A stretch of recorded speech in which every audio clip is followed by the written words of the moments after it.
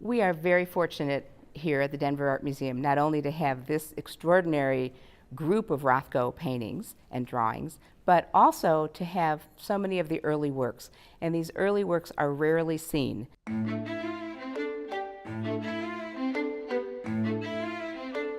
Russian-born Mark Rothko was largely self-taught. He gained fame in the art world for his so-called color field paintings. Dam's exhibit includes some of those works, but it also shows another side of the painter that most are probably unaware of. It's really great to see where he came from. And of course, like other artists of his generation, he started with the figure. And he was much influenced by Milton Avery, by Max Weber, and as other artists of his generation, he moved through various periods. He went through a period that he was much influenced by myth, and of course by the Surrealists, and by Jung, and by Nietzsche and Freud. And then he becomes very interested in the freedom of Surrealist automatism.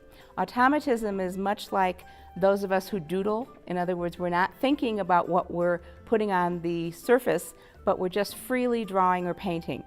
These works are not about any subject. These are what we would call non-objective. In other words, they are just about themselves, and so they don't refer to anything else. It's part of his development, of his evolution, towards greater and greater purity in his work. But achieving the purity found in those color field paintings was an evolutionary process. What's so interesting about the 1940s and about these artists that we now know for their own signature work, whether it's Pollock and his drips or whether it's Still with his wonderful jagged work, all of these artists were grappling with the same thing in the 1940s. The war was on. They are just coming into their own. They're definitely talking to each other, they're thinking about things together. They're all going through this issue of how to deal with the world as it is at that point. And so what did people do to get through all of this? And Rothko and his contemporaries were so interested in myth and in the unconscious, and this was a way to kind of grapple with your everyday life. But at this point, right then in the 1940s, there's such a correlation between what they were doing. Then, just about 1950, each of these artists was moving into a new direction that would characterize the work of that artist. Then he moves from those surrealist automatist works when he begins to bring together some of his forms. We've got a great quote on the wall which says, "The forms in my paintings are meant to be like the actors in a drama." But in other words, he's starting to coalesce some of those forms. And that's the prelude to what we finally get in the color field works. And of course, Rothko is known as one of the most important artists of the so-called New York School. And the color field branch of that is the branch in which he is really the star.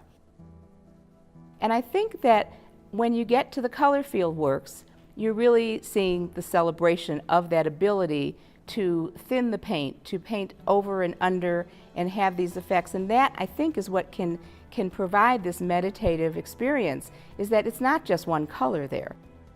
These works are meant to be meditative. We put several examples in the gallery with seating in the middle in a way that people can spend a little time contemplating a single work. And we have that because we hope that people will lose themselves within a painting. And I think when we ask the question of what should art do for a person, every person is different. And I think that's what can be celebrated.